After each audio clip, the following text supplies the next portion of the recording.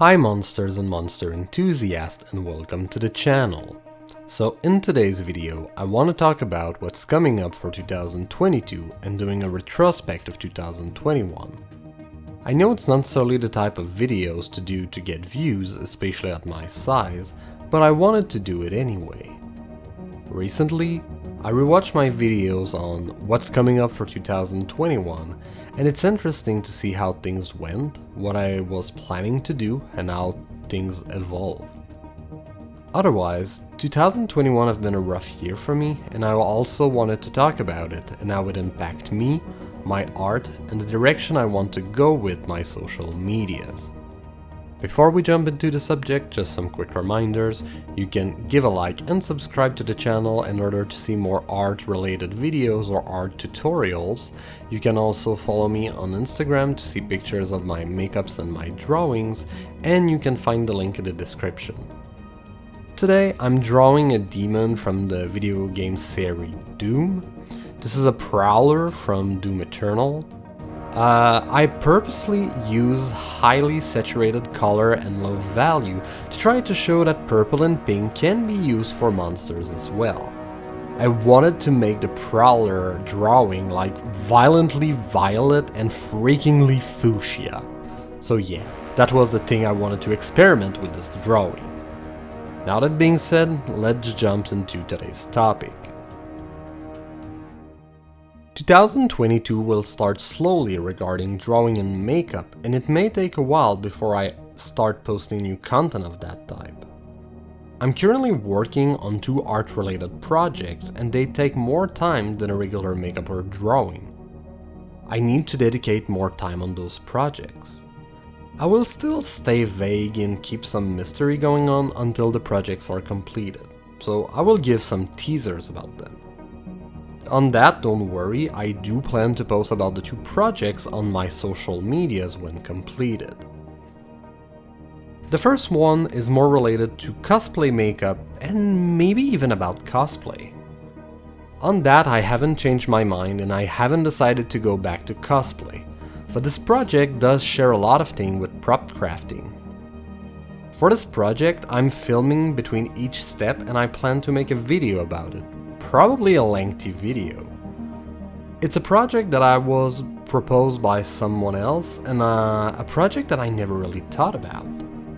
At first, I was really unsure, but the more I thought about it, the more I thought it was a genius idea.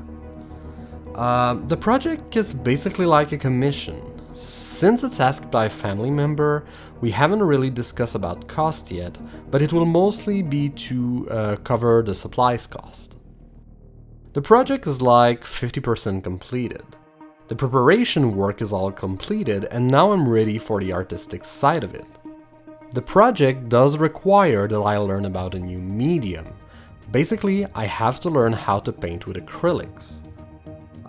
Before starting to draw with Copics, when I was looking for a new medium, I actually considered about trying acrylics. The thing is, I just ended up with markers because when I tried it, I really enjoyed it, and I think it's a medium that is way easier when you're in an apartment, it's way less messy. I like the high saturation color and everything, but I did have an interest about painting at the moment as well. I mean, since it was kind of close to body painting. Right now, the experience that I have with acrylics is mostly from cosplay, but I had mostly to paint things with only one color. So learning how to do gradients and shading and highlight, it was not really something that I was doing for my cosplays. For that, I don't start from zero. I mean, body painting is still painting, but there's still a lot of things to learn. Especially because body paint, once it's dry, you can reactivate it. And I know how fast it dries, but with acrylics, it's all new things that I have to learn how to deal with. The second project is more about drawing.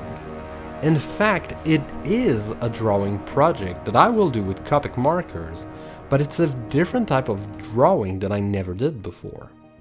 I normally do monster portraits, but it's not related to portraits in any way. In fact, it's more about design than drawing in a certain way. It's mostly related about my brain image. I thought about a new way of using or displaying my drawings, but I needed to complete this project beforehand. It's something that I've been thinking about since September. So for this project, the sketches are completed. I will start coloring things with Copics soon. I'm not sure I will make a video about this one, but you will definitely see the result on my YouTube channel one way or another. On that, I do plan to complete both projects this winter, and if I'm lucky, maybe I will have completed one or maybe both before the end of January. But I do expect to have completed maybe one. So these are the two main projects that I'm currently working on, and that explains why it may take a while before I start to post drawings and makeups. So let's talk about what's coming for 2022 regarding makeup and drawings. First, I want to talk about what's not coming back or things that I will do less.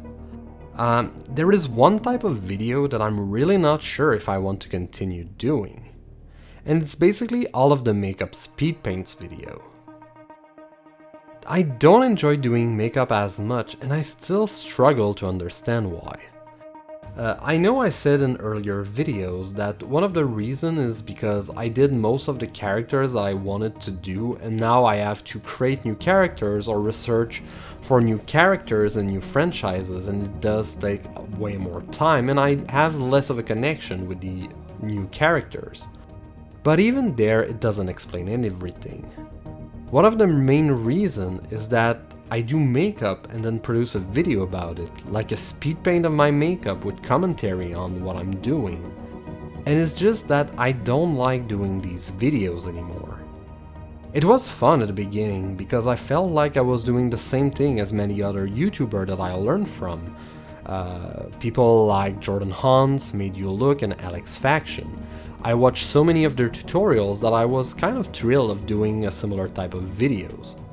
But now I did over 100 of those videos, and it feels more like a chore than something enjoyable. First is, I feel like I repeat myself, and it's the same thing in each of those videos. The only thing that seemed to change is the colors that I use from one look to another. Basically, it's almost always I trace my face with the eyeliners, then I start doing the body paint with the teeth, then I'm doing all of the body paint. I black out the part of my face that are not for the characters, then I'm doing my eyes, then I'm topping each color of body paint with a matching color of eyeshadow, and then I add some touch of highlight over the top, and that's pretty much the same recipe in each video. I just don't enjoy editing those videos, they are really long to edit. It takes more time actually to edit a 4-hour makeup footage than a 8-hour drawing footage. And I'm just talking about editing the visual here, I'm not even talking about recording any audio. The main reason is because there's so much time where I'm just looking for a brush or looking for a makeup product in particular, looking in my kit, like going off camera and things like that, and I do have a lot of those things to edit out. Doing the voiceover is also harder because I really have to fit the visual with my speech. Like if I'm talking about how I'm doing my eyes and how I'm applying eyeshadow, I still have to make it short enough so that when my voice is still on, I'm not doing another step, you know? So each time also, I have to record an intro and an outro for the video, and it takes time too. I also try to film the intro, outro and the thumbnail for another video as well, and it just takes too much time. After a 4-hour long makeup session, I just want to end things fast, and I'm just tired. I need to do some makeup without filming them to try to find back my motivation to do makeup. Now it's just tied too much with those type of videos that I don't enjoy doing, and I have to break the pattern. So I'm still experimenting. I may produce more videos where I don't wear makeup in the thumbnail, or I may just change the format. but definitely that idea of doing a makeup look, recording all of it, doing the speed paint, commenting it, and kind of using the footage for 2 videos is just too much for me now. Also, like I said for 2021, I still plan to not do skincare or makeup reviews. I stuck pretty much with this one from last year. I may talk about the product that I use or that I stopped using, but I don't plan to do makeup or skincare reviews anymore. So now let's talk about things that I want to do more or what I want to start to do. As much as I said that I want to do less makeup speed paints, I do want to make more makeup tutorials. I prefer doing videos about tips on how to use body paint and makeup than showing how to do a particular look. I won't lie, the speed paint videos get less views in general than my makeup tips and tricks videos, and it's also a motivation as well. I feel that whenever I'm doing a character and showing how to do it, there's not many people that are actually searching for it. Maybe people search for the most well-known character that I'm doing, but if I want to do like an original creation or a more obscure character like a Magic the Gathering character, my video just barely get views. The thing is, when I'm doing a tutorial on how to do particular technique, it is the kind of thing that people are searching for, and I feel it just have more value, it is just more helpful, and I do enjoy doing this type of videos as well. The other thing is, being able to film in overview mode make it way easier, and it's way better to show how I actually use the makeup products. Beforehand, when I still had only the camera in front of me, I was like doing demonstration on my forehead, but even there the camera was still a little bit far and it was not the best. While doing it in overview mode with makeup as well, it's way better because you can see how I use my brushes, how I clean them between color, how I swirl them in the makeup pucks, how I apply it on my skin way more. So I think it's also way better to do it since my new filming setup allow me to film my videos that way. The thing is also, I got a lot of questions in my video about tips and tricks on how to use the Mirror in Paradise paints, and it gave me a lot of idea for similar types of video, for other tips and tricks I could share on how to use body paint and makeup. On that, keep asking questions about makeup in the comments. I mean, I often reply in the comments and I can make a video for it. In the comments of the tips and tricks on the Mirror in Paradise paint, a user asked me how to mix colors of body paint to get an even coverage, and at the end I answered with a 20-minute tutorial. So yeah, I do take a lot of inspiration for topic in the comments, and I want to thank you for leaving those comments. And yes, I can turn it into a tutorial, which will really help you way more than sometimes just having a textual response. Another type of video that I want to do more is the speak drawing talks. Honestly, I really love to do those type of videos. I have a lot of ideas of topic that I want to talk about. It's kind of funny because I said that I wouldn't do them in 2021, but I tried and I actually changed my mind.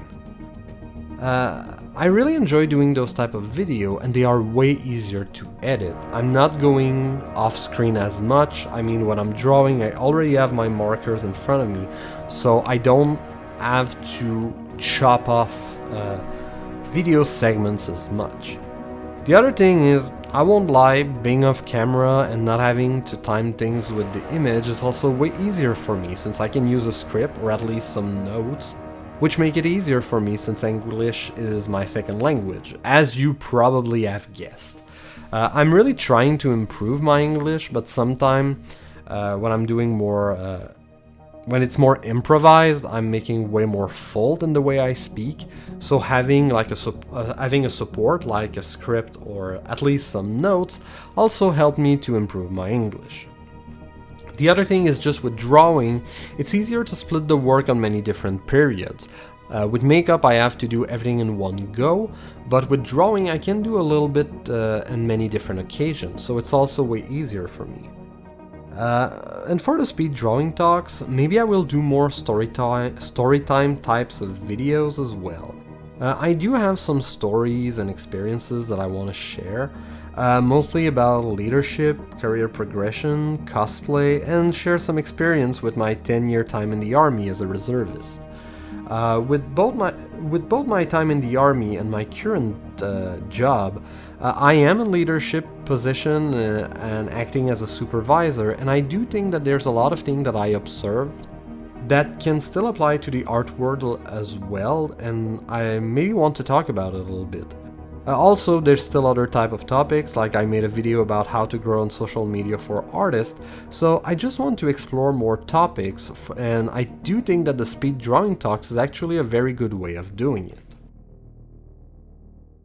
Other than that, I do want to start doing some drawing and Copic tutorials. I really want to try to do some Copic drawing tutorials.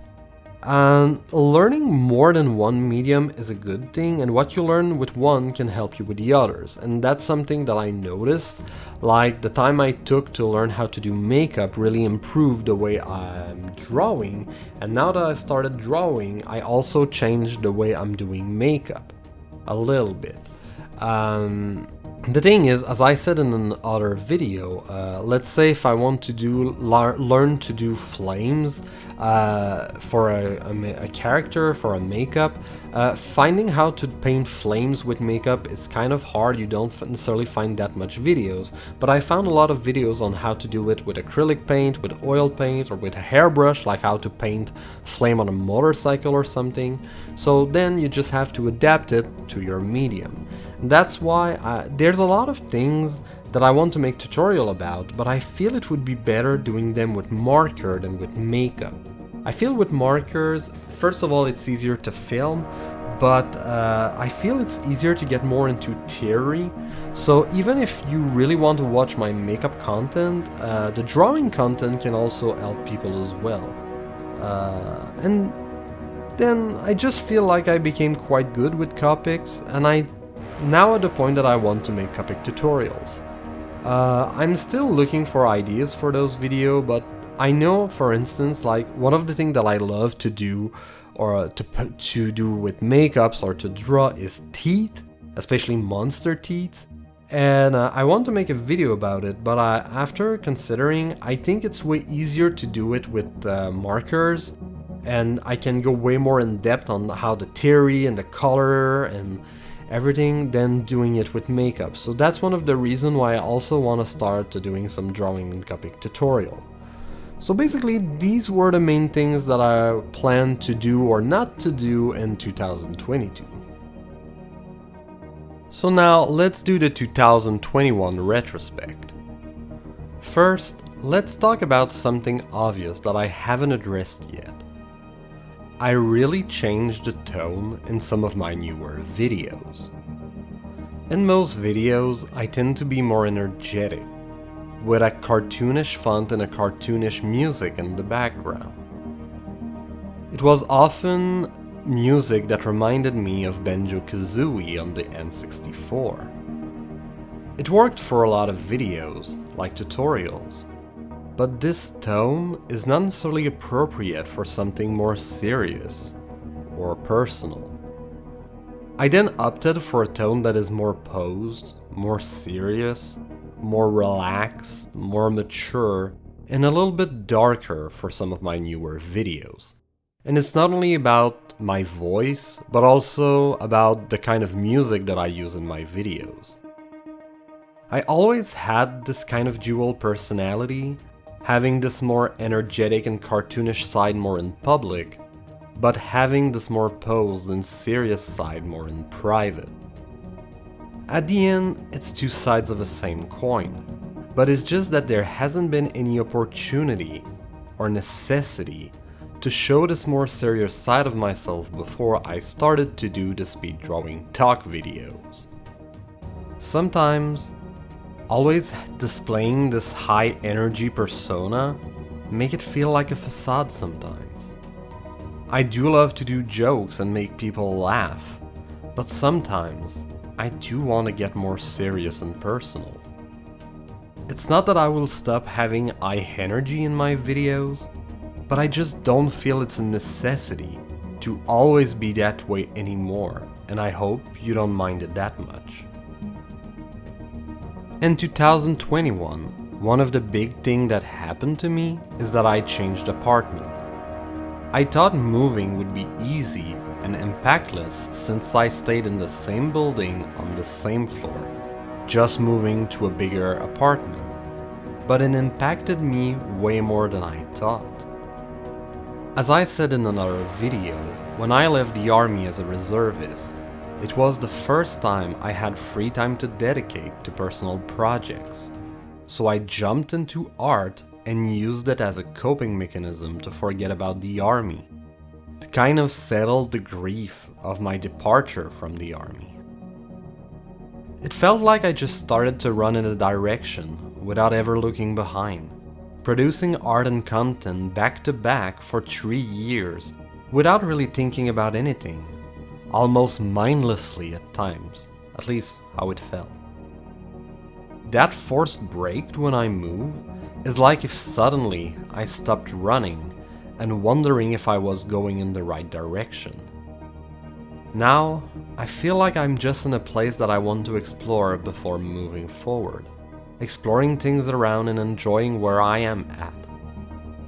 It feels like if my art is a journey, and after running for a while, I reached a city and I don't know where to go next, so I just wanders in the surroundings of that city, enjoying what that area has to offer before deciding where to go next. Basically, I want to live a little bit more mindfully and focus more my effort on specific projects. Maybe producing less quantity but higher quality in each project. To continue with a journey metaphor, I'm not sure when I want to go, but I don't want to run again. I want to walk to my next destination, or to find another way to move around and enjoy the scenery while going there. 2021 have been one of the worst years of my life on a personal level. Ironically, 2020 was not too bad despite the virus and lockdowns. But 2021 brought a lot of issues other than just the virus and lockdowns. I feel like I've emptied my reserves of resilience. There's a limit on how much you can tell yourself that things are just gonna get better. I can't always say it's gonna be better tomorrow, you know? 2021 has been probably the second worst year of my life, and a lot of it is related to some health issues that I got during the year. First, I got a lot of anxiety in mid-2021, and it's unusual for me. I went through so much harder situation, especially with the army, that it was making me frustrated, and I had a hard time to understand what was going on. I was like, I'm tougher than that, I've endured so much worse, why am I suddenly so anxious? A lot of people got serious health issues around me, and it made me feel overwhelmed. And it also made me health anxious. I became so anxious that I started to get physical symptoms and pain from anxiety. I started to get a lot of issues without really knowing what was happening. But at the end, I learned that it was all caused by stress. It created a vicious cycle where anxiety was making me sick, but the fact of not understanding the cause of what was happening was making me even more anxious. Basically, it caused a lot of pain for my neck, my throat, and my ears, and basically it was all caused by built-up tension and muscle. So eventually that anxiety kind of settled down and most of the pain as well. The only thing that made me anxious and that is still going on is about my eyes. Basically, I started to have eye floaters. I was used to have those kind of transparent floaters, but not the black dots floating around. They were also big enough to bother me. It started last spring, and when I was taking a walk outside, it was frightening me a little bit. I searched about it and found that it could be a symptom of retinal detachment. By doing these researches, I learned for the first time how much myopia can actually set you up for bigger, more serious eye health issues. I don't know, in my mind with myopia, it just meant that you needed stronger glasses, but I never necessarily saw it as something that could really impair your vision and your eyesight. I have moderate myopia, but it still made me worried. It made it worse since a work colleague a little bit older than me actually got a retinal detachment, like he was in his late 30s. I always thought that retinal detachment was only coming from getting hit on the head, like in contact sport, which was obviously not the case with him. It seemed like it came out of nowhere. But then I remembered he told me once that he had high myopia, being around -8 diopters. So I got my eyes checked with a full retinal check with a dilated pupils exam. Everything seems fine. In fact, I went to the optometrist 2 times this year, once when I started to get the floaters and almost 6 months later when it was time to order my contact lenses. Then I also asked more questions to my optometrist and could confirm that my vision barely changed in the last 12 years. And it's not necessarily the kind of thing that I was keeping track of that much. And basically, it changed of half a diopter in each year on average in the last 12 years. So at this point, I can say that my vision is almost stable at this point. My floaters are getting better, and I take measure to prevent them as well. Like taking measure to make sure that I see them less, like having less opportunities to see them and being bothered by them. I'm almost always wearing sunglasses outside now, at least during the day, obviously. Before that, I was sometime wearing sunglasses outside during summer, but not necessarily in wintertime. I take more preventive measure with my eyes as well. But the reason it impacted me so much is that it bothers me a lot since one of the worst time where I see my floaters at home is when I'm doing art, since I work with a lot of light. Like when I'm drawing, I have a lot of light shining on a white piece of paper and it makes my floaters more visible. So on that, things seems to get better now, but it's just that I feel more insecure about my eyes. Right now, I have my finger crossed, but my floaters seem to be getting a little better. But yes, just that for me in my mind, when I was at my desk trying to draw, I had this kind of anxiety that seeing my floater was just making me insecure about my eyes, and now, since things are getting better, I'm thinking less about it as well. So, I now want to talk about the big problem that was causing a lot of anxiety. My recent diagnostic. Sorry if I stay vague about it, it's just that I'm not ready to talk about it in full detail yet. I want to have gone through the complete exam first, which are scheduled to be done this winter unless they get delayed. I can just say that it's not related with any other problem or body part that I talked about in this video, so it's nothing above my shoulders. It started last spring with my brother's diagnostic. He had health issues which were related to health issues that are running in the family on my mother's side. Basically, we knew that there was something going on, but we never had any confirmation that it was genetic. Now we learn that it is indeed genetic, and now that there's a genetic test to identify who's at risk. So my brother passed the test and it got confirmed that it was caused because of a faulty gene. So afterward they asked all of his siblings to do the genetic test as well. Because of everything that was going on like last spring and last summer, I waited until late summer to do the test and I got the result back in mid-December. But basically, between the moment when I heard about the test, like in April, and the moment where I got the result, it was causing me a lot of anxiety. Basically, I got confirmation that I do have a genetic mutation, and that I need further testing to evaluate basically how much it wrecked my body. I have mixed feeling about this whole situation.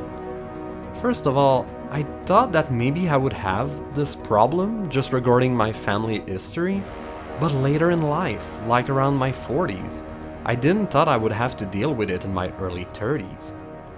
Obviously, it also kind of feel a little bit unfair, since it feel like whatever I do to have a healthy lifestyle, the gene will make a lot of it irrelevant.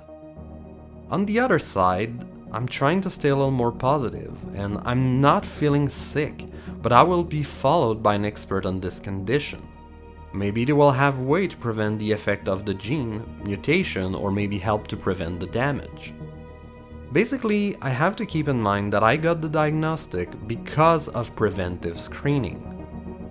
But it still makes me worried, since it's because of this condition that my mother passed away a couple of years ago. And it's still something relatively new, and they are still making research about it.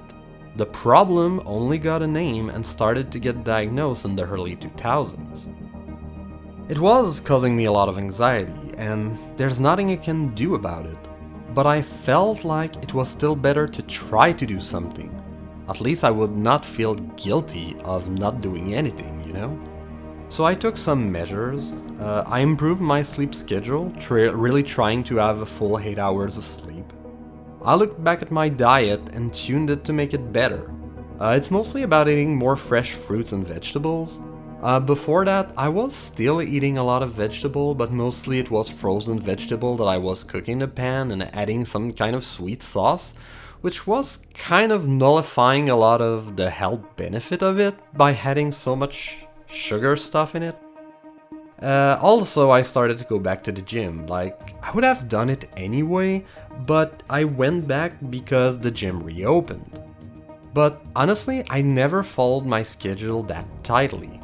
Because of working remotely, it made it way easier for me to go to the gym. But all of these things takes time, and it's another reason why I slowed down my pace. As I said, since it's a genetic condition, maybe all of this lifestyle improvement may be worthless, maybe it won't change anything, but at least it's kind of making me feel less guilty about the situation. And I mean, even if it's not improving this specific condition, at least I feel it had some positive impact on my life. The reason why I talk about all of this is because doing all of this takes time, and it's another reason why I slowed down my pace. If there's one thing that I want you to remember of all of this, is that right now I am doing well, and it's more about preventive measures, so don't worry too much about me. Let's end this 2021 retrospect on a happier note with some of the good news that happened. First, I want to talk about something that I quickly mentioned earlier in the video. I slowed down last fall, like in September, but it was because I started to get commission and I had to work on them. I want to clarify, I'm not open for commissions, I mean not from stranger on the internet, and I only take some from friends and family that ask it when I see them in real life. But even there, it's still something that I never expected. The fact that people are now willing to pay for my art is a sign of trust and the sign that people see value in what I do, up to the point that they are willing to pay for it. I'm just curious to see where it will lead me and where I would go from there. Another thing is that for the first time in years, I lost weight, like around 10 pounds, and I've been able also to lower my blood pressure since when I started to monitor it. The thing is, with weight loss, it happened in the past that I've been able to lose weight, but generally it implied that I had to do a more severe diet or to do way more exercise. But it's one of the first time where I've been able to lose weight without making any kind of drastic and hard to keep change. It just fit well with my regular schedule, and it doesn't feel like a burden or a challenge that much. So I hope I will be able to keep going on this. But honestly, it was kind of one of the little good news that happened. Also, I said somewhere that I had a lot of instability at my work and that it was exhausting me, but especially the fact that I had to change teams so often at my work. But now I'm still with the same employer, but they moved me to a new organization, somewhere where I would have less pressure and more stability. So we'll see how it goes, but I am hopeful that it will be calmer than where I was before. So I'm really hopeful that I will finally get this stability and that it will help me also to relax and maybe just to have less of that anxiety and be able to go back with art in a better way. Right now, I'm just hoping that 2022 will be a better year. Right now, things seem to go not too bad, and I do feel that the worst is behind me now. We are now reaching the end of the video, so I hope you really enjoyed it, and I wanted to thank you for listening to me. If you enjoyed the video, please feel free to give a like and subscribe to see more speed drawing talk like this, to see more art tutorial or art related videos. So on that, take care, and I hope to see you in another video. Bye!